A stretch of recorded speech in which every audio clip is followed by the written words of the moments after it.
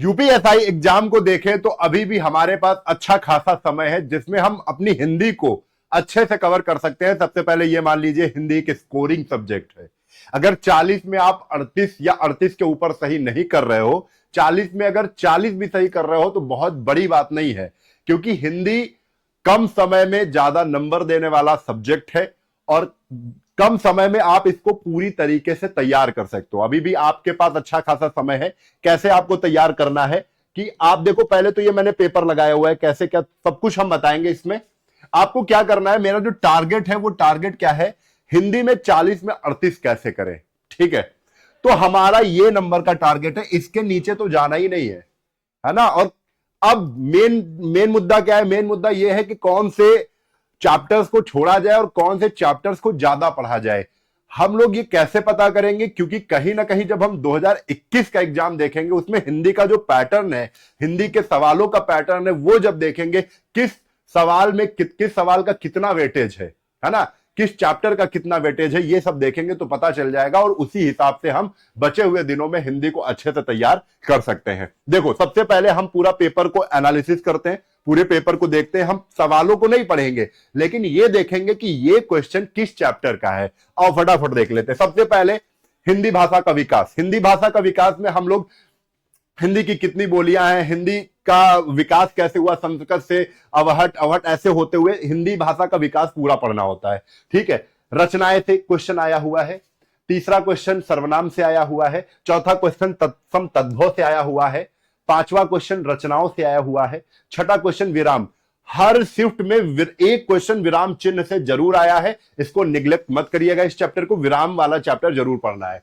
ठीक है, सातवां क्वेश्चन रचनाएं। अच्छा, रचनाएं सबसे ज्यादा पूछी गई हैं। रचनाएं का मतलब है आप साहित्य वाले पोर्शन से आपसे साहित्य का काल भी पूछा जा सकता है कि इतने समय से इतने समय तक कौन सा युग चला, कौन सा काल है, वो भी बहुत ध्यान से पढ़ के जाइए। ठीक है, रचनाएं से। आठवां क्वेश्चन फिर वचन से पूछा गया, एक क्वेश्चन वचन से भी आ रहा है। नवां क्वेश्चन समाज से पूछा गया है। 10वां क्वेश्चन संज्ञा से पूछा गया है। 11वां क्वेश्चन वाच्य से पूछा गया है और 12वां क्वेश्चन रचनाएं से। देखो, फिर रचनाओं से क्वेश्चन आ गया है। मैं ये शिफ्ट लेके चल रहा हूं 12 तारीख की ही, ये दूसरी शिफ्ट ले रहा हूं, 12 नवंबर 2021 की। 13वां क्वेश्चन पर्यायवाची से लिया है। 14वां क्वेश्चन विलोम शब्द का है। 15वां क्वेश्चन रस का है। 16वां क्वेश्चन वाच्य का है। ठीक है, 17वां क्वेश्चन अनेक शब्दों के लिए एक शब्द, वाक्यांशों के लिए एक शब्द होता है, उस चैप्टर से है। 18वां क्वेश्चन रस से है। 19वां क्वेश्चन अनेकार्थी से है। ठीक है, और 20वां क्वेश्चन रचनाओं से है। अब इसके बाद आते हैं हम लोग, ये 21वां क्वेश्चन सर्वनाम से है। 22वां क्वेश्चन रचनाओं से है। 23वां क्वेश्चन विलोम शब्द से है और 24वां क्वेश्चन हिंदी भाषा का विकास से है। इसको निग्लेक्ट नहीं कर सकते, इसको अच्छे से पढ़ना है। ठीक है, 25वां क्वेश्चन लिंग से पूछा गया है। 26वां क्वेश्चन तत्सम तद्भव से पूछा गया है और 27वां क्वेश्चन उपसर्ग और प्रत्यय से पूछा गया है। और रचनाओं से 28वां क्वेश्चन पूछा गया है। 29वां क्वेश्चन सर्वनाम से पूछा गया है और 30वां क्वेश्चन हिंदी भाषा का विकास। 31वां क्वेश्चन क्रिया से आया है और 32वां क्वेश्चन अलंकार से आया है।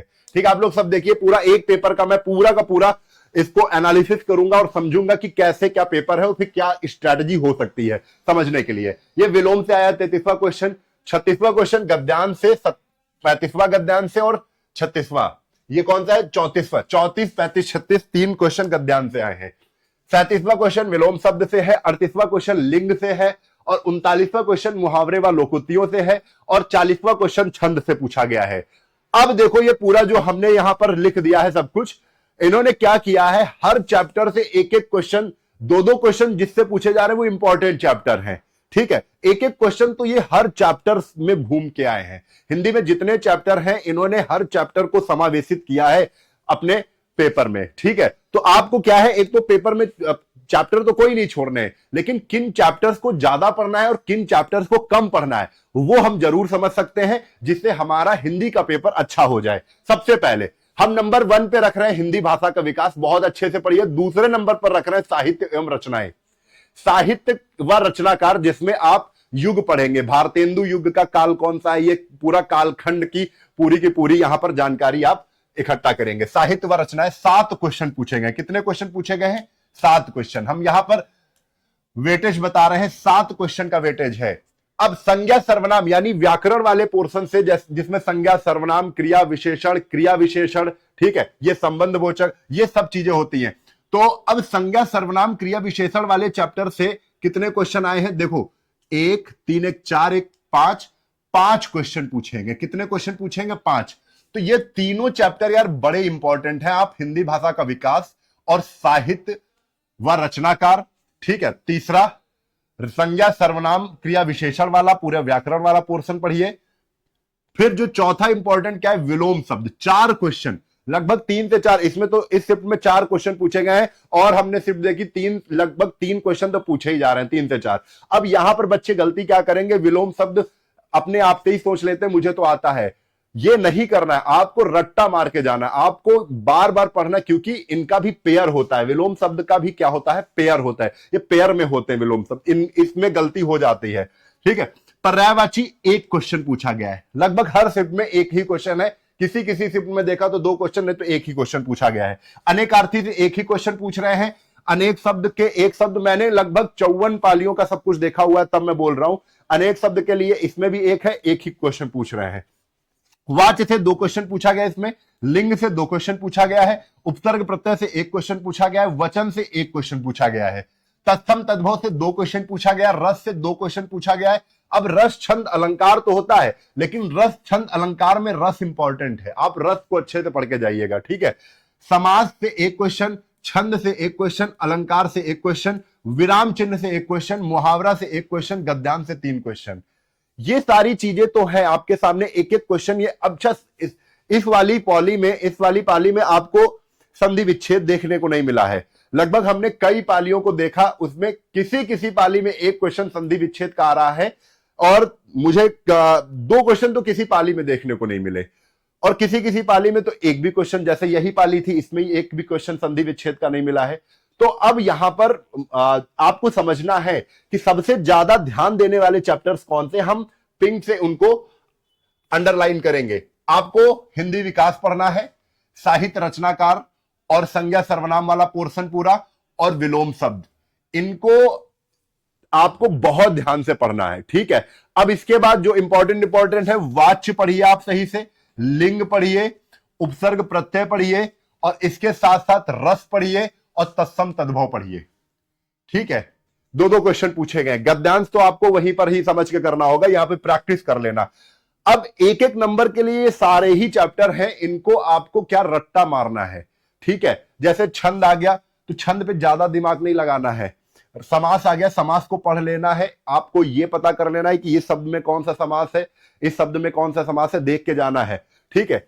अलंकार, विराम चिन्ह, मुहावरा, और इसके साथ यहां पर कौन से हैं? वचन, ठीक है। अनेकार्थी शब्द और वाक्यांशों के लिए 1 शब्द, इनको हमको केवल रट्टा मारना है, ठीक है। मॉर्निंग में उठिए, ये वाक्यांशों के लिए 1 शब्द को आप पढ़ डालिए, ठीक है। अब सबसे मेन चीज है, बच्चे पूछेंगे किताब सर जी कौन सी होनी चाहिए, तो किताब के लिए मैं 2 किताब आपको सजेस्ट करूंगा रचनाओं के लिए। इसके लिए किताब लूसेंट ही सबसे बेस्ट किताब है।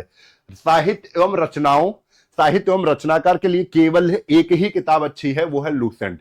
और हिंदी भाषा का विकास, लूसेंट से ही आप हिंदी भाषा का विकास कवर करिए, साहित्य एवं रचनाएं कवर करिए, संज्ञा सर्वनाम क्रिया विशेषण कवर करिए, विलोम शब्द कवर करिए, ठीक है। अब बात आती है प्रैक्टिस की। जब प्रैक्टिस की बात आती है तो आप ये जो 1-1 नंबर दे रहे हैं ना, 1-1 नंबर जैसे आ गया, समास से 1 क्वेश्चन आ गया, अलंकार से 1 क्वेश्चन आ गया, इसके लिए केवल प्रैक्टिस करना है, पढ़ना नहीं है बच्चे, आपको केवल प्रैक्टिस करना है। उसके लिए आदित्य पब्लिकेशन की व्हाइट वाली किताब ले लीजिएगा, ठीक है, जिससे 1-1 क्वेश्चन आ रहा है, उसके लिए पूरे चैप्टर पे नहीं जाना, आपको केवल प्रैक्टिस ज्यादा से ज्यादा करना है बचे हुए समय में, ठीक है।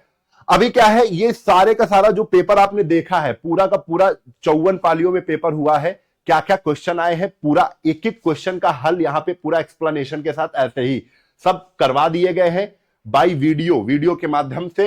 ये बैच 1499 का दिख रहा है, लेकिन ये बताना इसलिए जरूरी है क्योंकि इस पे 80% डिस्काउंट दे रहे हैं कि आप लोग जल्दी से कवर कर सकते हैं। मात्र ये 300 रुपए में मिल जाएगा बैच। 1499 का बैच था, आपको कूपन कोड केवल लगाना है UPSI, ठीक है।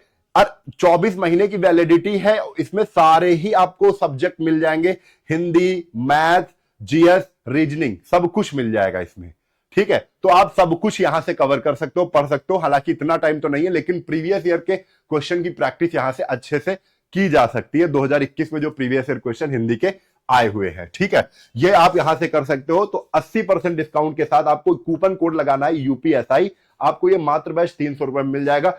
ये एप्लीकेशन हमारा है फिनिक्स एकेडमी उन्नाव। कहां पर मिलेगा एप्लीकेशन? तो गूगल प्ले स्टोर पर मिल जाएगा। कोई भी दिक्कत आ रही है तो इस नंबर पे कॉल कर लेना आप लोग।